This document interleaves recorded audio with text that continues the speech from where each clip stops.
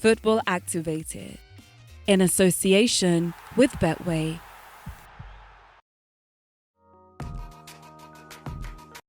Do you have what it takes to choose the champions of Africa?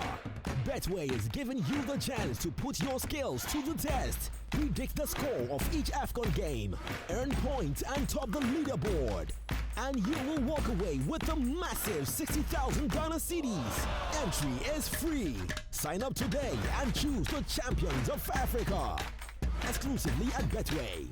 Betway, for the love of the game. Football is associated with passion, emotion, excitement, and dedication. It is played by 250 million players in over 200 countries and dependencies, making it the world's most popular sport. Fans relish the pure joy and exhilaration of supporting their favorite clubs. The intensity of this experience has brought about tears, mostly through joy, but occasionally due to despair. To be a true fan requires the living experience of football. It is not about being a mere spectator, it is about being a participant. This is Football Activated, where we meet fans who are crazy about football.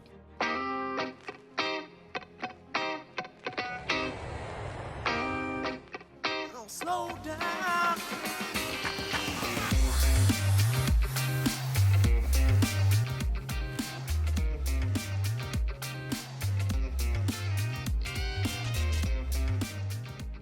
The 2018-2019 season was a season to forget for all Manchester United fans around the world.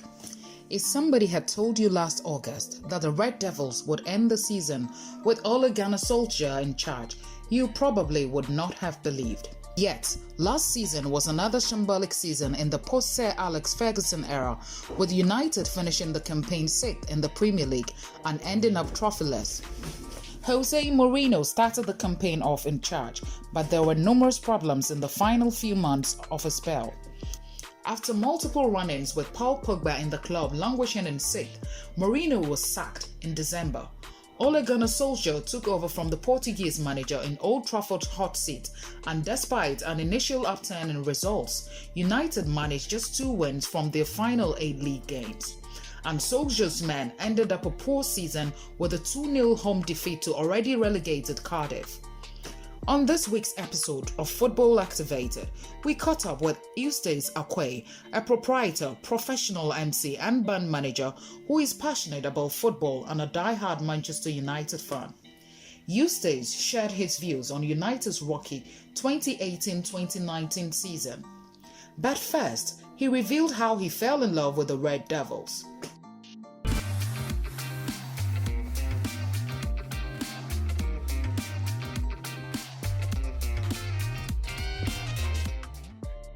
Well, it was about 24 years ago, back in 95-96 season.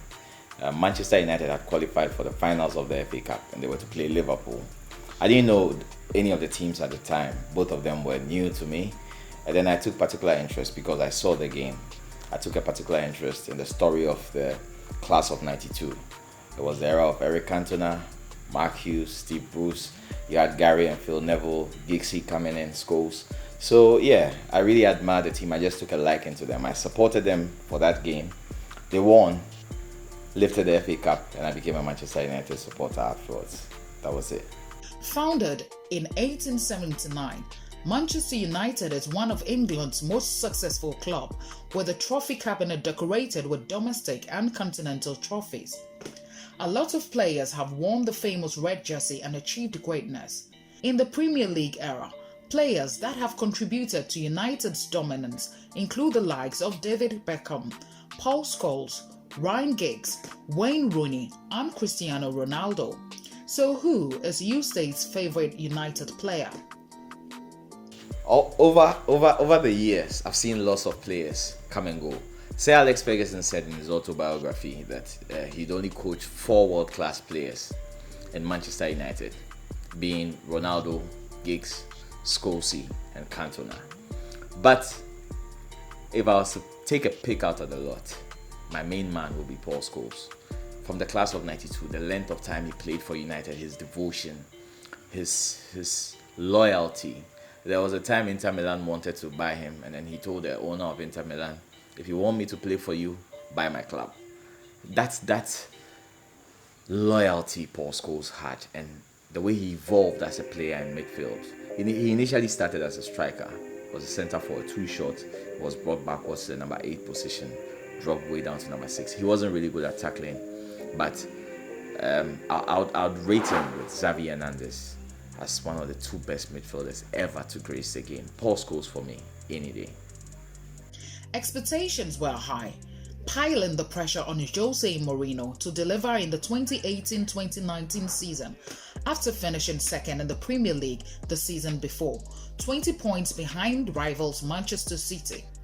The 55-year-old was in his 3rd season as a Manchester United manager and wasn't happy with his side's summer transfer window dealings. The manager's mournings over a lack of preparation, lack of investment, and lack of star arrivals meant the campaign was destined to be a failure before it even began. But did Eustace share in this general sense of pessimism around the club before the season commenced? Well, Mourinho had laid down a marker. Manchester United had come second, 19 points behind Manchester City. And he said that it was one of his greatest achievements at the time to come second, owing to the personnel or the quality of players he had, and to achieve that result. Going into the 3rd season, I foresaw disaster, because in the transfer window before that season, Mourinho had clearly asked that his Achilles heel was in central defense. He had bought Eric Bailly, who wasn't consistent enough, and he asked for another centre-back. Lindelof had come, and everybody was saying, you've gotten 2 centre-backs, and why do you want more? And he was ignored. So it affected the dynamic of the Manchester United system. We played very, very cautiously that season, not wanting. People said it was boring, we were being defensive, but Mourinho really was trying to protect the Achilles heel of the team, which he knew was central defense. You build a team from behind, and the back line had to be solid for the midfield to have any stability, and then you can transition into attack. He knew there was a problem with the team. He wanted to address it. He wasn't given the necessary support. So I personally figured it was going to be a very, very difficult season, and halfway down the line, calamity struck and Mourinho was asked. But really, if you ask me, I wouldn't say the man is to blame entirely for the problem of Manchester United in that particular season. Manchester United made a flying start to the 2018-2019 Premier League season with a convincing win over Leicester City at home. Mourinho's side went on to pick up more wins on the road, thus raising the hopes of fans for the campaign. However, Eustace was convinced United will struggle at some point in the season. I doubted the potency of the team, because really they were on and off days. There were teams like Fulham and the likes, no disrespect intended, but there were certain lower tier teams that United came out all out to play against, because they knew they had more quality in personnel. But whether it was a cup game, was a league game, Champions League, the confidence was not with the players, and it was not with the fans as well. We didn't feel enthused. We didn't think we're going to win. We've experienced better times under, say, Alex Ferguson. When Manchester United is taken to the field, you know the result is coming home. But this is an era where the competition is fierce. The blue side of Manchester is buzzing with business, with quality players. You look at Chelsea, you look at Arsenal, and it's so difficult, even Spurs. So I didn't really think we had a chance in any of the cup competitions. So anything else was a bonus. But I believe that Manchester United is not the same team that Sir Alex Ferguson left in 2013. Only once has Mourinho made it into a 4th campaign at a club, coming in his first stint as Chelsea. The 2-time Champions League winner, entering his 3rd season as United's manager, oversaw the club's worst start to a league season in 29 years. They were knocked out of the Carabao Cup by Derby County and suffered high-profile defeats against West Ham, Manchester City and Liverpool before Mourinho was finally sacked in Christmas. Eyebrows were raised when former player Ole Gunnar Solskjaer was swiftly appointed on an interim basis until the end of the season. Was United right to sack Mourinho in the middle season What does Eustace make of Ole Gunner's appointment and subsequent performance? To be honest, I think it was a knee-jerk reaction to the flow of results, and ultimately it's proven that it wasn't the right decision. We had Pochettino in the shadows. Manchester United was poaching him, and that decision to sack Mourinho ultimately did not solve the problems in the team. Solskjaer came in, rallied the boys, tickled them here and there, got a few results going, and for I think the first 10, 11 games, everybody said he's the man.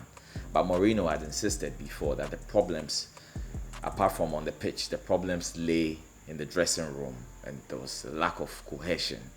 And eventually, that fault came to light. We saw the dressing room fracasses and all that, and ultimately, I think it was a rash decision for United to have sacked Jose Mourinho. He's a proven winner. The man has done it with Inter Milan when nobody expected him on a lower budget.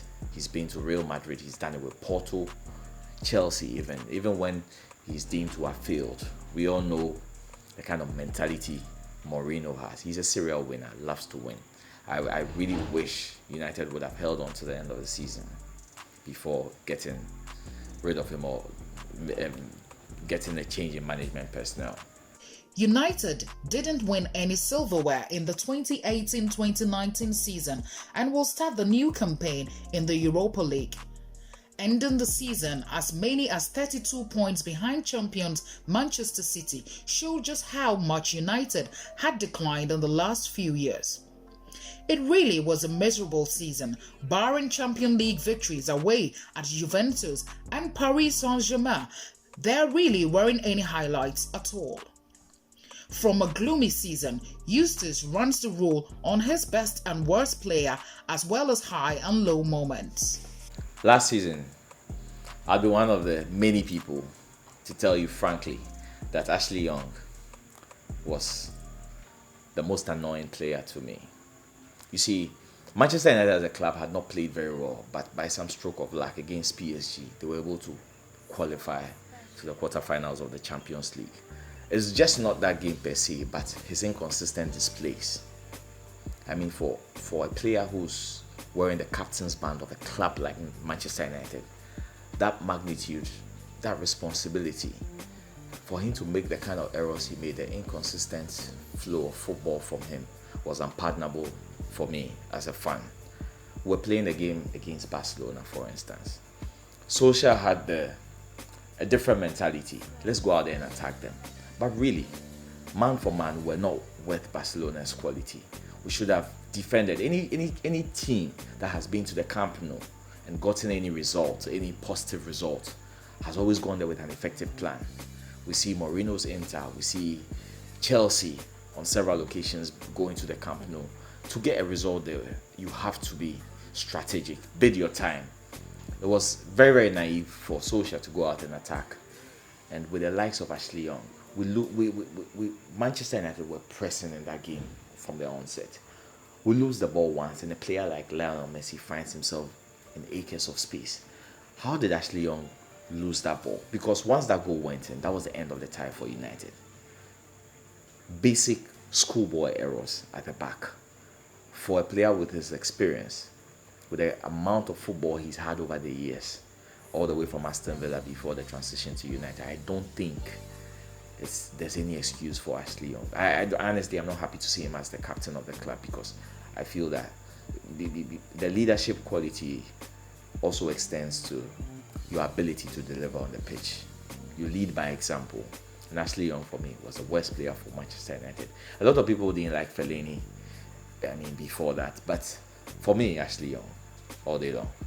Last season, a player at standout. In fact, he's been my best player in these past few years of uncertainties.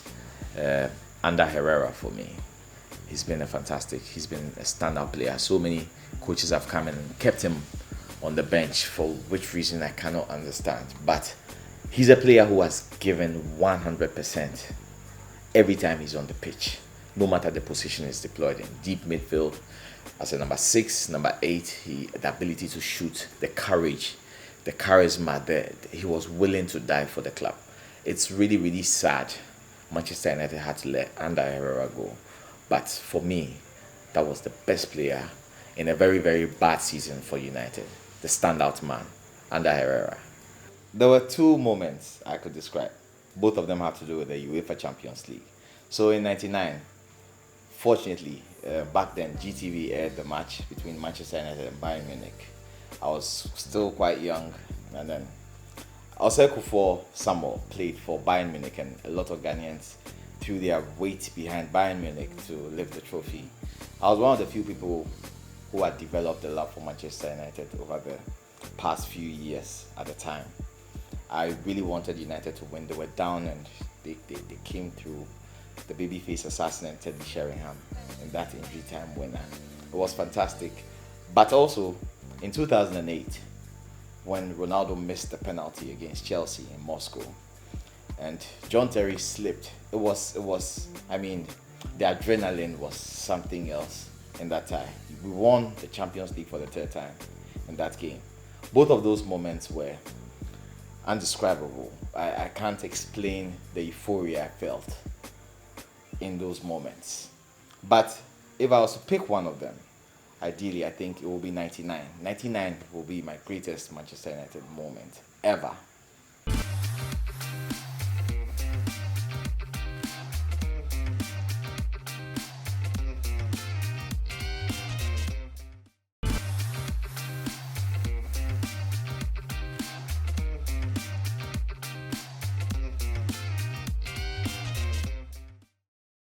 Do you have what it takes to choose the champions of Africa? Betway is giving you the chance to put your skills to the test. Predict the score of each AFCON game, earn points and top the leaderboard. And you will walk away with a massive 60,000 Ghana cedis. Entry is free. Sign up today and choose the champions of Africa. Exclusively at Betway. Betway, for the love of the game.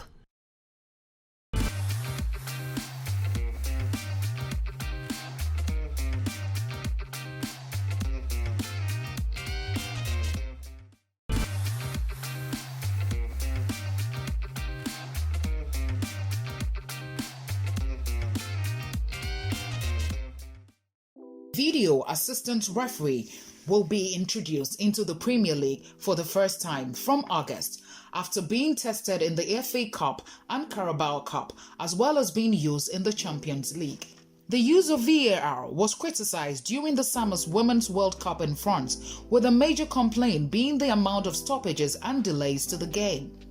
Eustace, however, sees the bright side of this widely criticized practice. VAR is going to bring, to a large extent, a certain level of equality, fairness in football. No matter how you look at it, people say it might slow the game down, there's inconsistency, and the flow of the game might be interrupted. But on the whole, if you look at the benefits of VAR, is to minimize errors in the game. Yeah, we might lose a few seconds here and there, but they've been able to do it in tennis. In tennis, it's been done. In every set, every player has 3 challenges. If you doubt the call, I think, in all fairness, both teams should be able to question a decision. We've seen teams go out of the Champions League. When the ball we saw how Chelsea suffered against Liverpool when the ball had not crossed the line, but the goal was given. We've seen it in the World Cup against England. It's been a rough ride, and some people argue that human errors are part of the game. But I think for a team to work so hard and be undone by a human error or a refereeing decision or whatever it is, I think it's so unfair. Football is not just a game of passion. It's a matter of life and death to some of us. So I think the introduction of VAR will just do justice, especially in the Premier League where there's so much controversy. You see Cardiff City going down. I think to a large extent they have to blame their relegation on some refereeing decisions, pathetic, serious errors that have gone against them. So I could cite so many examples here and there, but ideally everybody should agree that VAR is for the betterment of the game. This summer's window has so far seen United signing young players with potential rather than big-name players. Wales international winger Daniel James arrived from Championship club Swansea for £15 million. They also splashed £50 million on England's under-21 right-back Aaron Wan-Bissaka, who only made his league debut for Crystal Palace in February last year. Solskjaer is reshaping his squad ahead of the 2019-2020 campaign. What does Eustace think of United's signings so far and rumours of Paul Pogba and Lukaku leaving the club? Well, first of all, I think there are so many players that have to be shipped out. I do not understand why certain players are still in the squad. Manchester United have Smalling, they have Jones, they have Lindelof, they have Eric Bailly. Tuazembe is doing fantastic in pre-season. And yet still, the centre-back position looks questionable. Manchester United have to get a quality centre-back to partner Lindelof or Eric Bailly. I think these are the two that we can logically work with. Smalling, Phil Jones, out of sorts for me. I think Manchester United is above their pay grade and really, they don't deserve to wear the shirt. We have James coming in from Swansea, also a speedster. He's shown fantastic potential. Ole believes in the young guys so well. It's all the better for us, but that's not where the priorities of the club lie. Manchester United need 3 world-class signings at the very least. A centre forward, midfielder, and a centre back. Probably 2 midfielders, world class, if Paul Pogba should depart the club. And personally, I'm of the opinion that Pogba should leave. I think he's more of a virus, as Mourinho said. Initially, I was all with Pogba, thinking he wasn't being managed to the best of his abilities. But I realized that with most of the issues that have come up in the club, he's been the reason for a dressing room divide on so many occasions. He's been given the captain's armband and his exploits on Instagram and all those things. I mean, it doesn't speak well of the guy. We trusted him, Mourinho trusted him, bought him for a world record £89 million. And with his delivery, I really believe that he has not been up to scratch. Last season was supposed to be his best performing season in the Manchester United shirt, most number of goals. But if you ask me, the Pogba in Juventus is not the same Pogba we got in Manchester United. So yes, he will be a good riddance, but ultimately, Solskjaer needs to dive deeper before the transfer window closes. Ole Gunnar Solskjaer is preparing for his first full season in charge at Old Trafford after the club, still to win the title since Sir Alex Ferguson retired after the 2012-2013 season, finished 6th last term to miss out on Champions League football. United have won 4 games so far on their pre-season tour against Perth Glory, Leeds United, Inter Milan and Spurs. Looking ahead of next season, Eustace believes Solskjaer must man up if he wants to succeed at the club. Ole Gunnar Solskjaer is the Manchester United boss. Big boots, big seat. He has to big up. He cannot show the level of naivety he did last season. I'm sure he was pardoned because it was his first season and he had just been given a contract after about 10 or 11 games. But I believe strongly that if Solskjaer is to make any statement as a Manchester United manager, he needs to get the right personnel.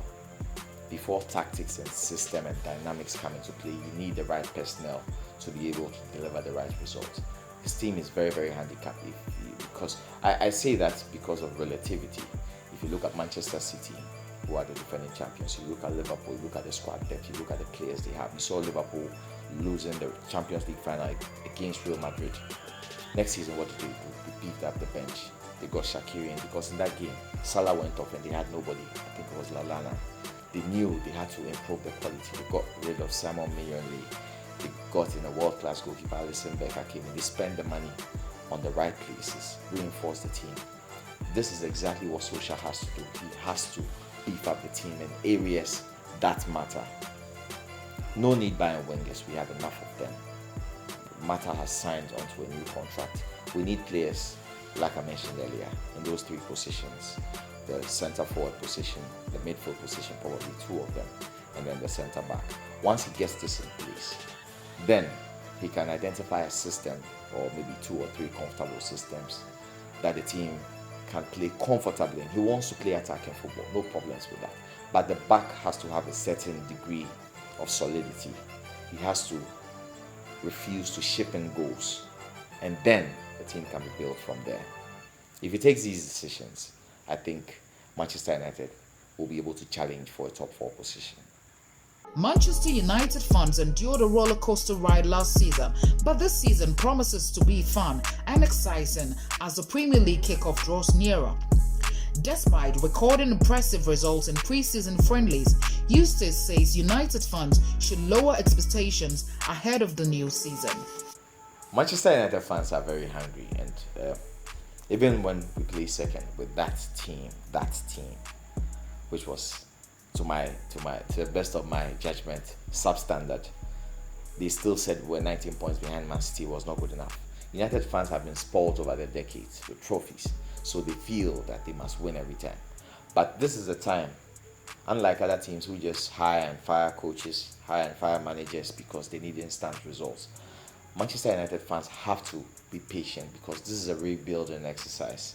They have to build from scratch. They have to know the current crop of players seem to lack the winning mentality. It will take some time for it to build up, but I think the fans have to be patient. No pressure on the team because Ole has to be given time. He has to be given time. Probably this season, the target should be a top 4, and probably we should be able to qualify for Europe because we know without Champions League football, it does some serious damage to the finances of the club. Money is important. Manchester United consistently has been on the Forbes list, first 3 for how many years, I can't even remember. But it's more than that. The team wants to win trophies. You have to build a team. In 2003, when Manchester United bought Cristiano Ronaldo, Nemanja Vidic, and the like, Alex Ferguson said he was building a team that was going to take 4 years to mature. In 4 years' time, that was 2007, we saw how they went out in the Champions League against AC Milan. But you could see that some level of growth had been attained. And the next year, in 2008, they won the Champions League. So it's a gradual process. We don't expect instant results, but at least if we go down, we have to go down fighting. We have to go down sticking to our philosophy. We have to go down with the belief that we are Manchester United and we play, pass and play like Manchester United.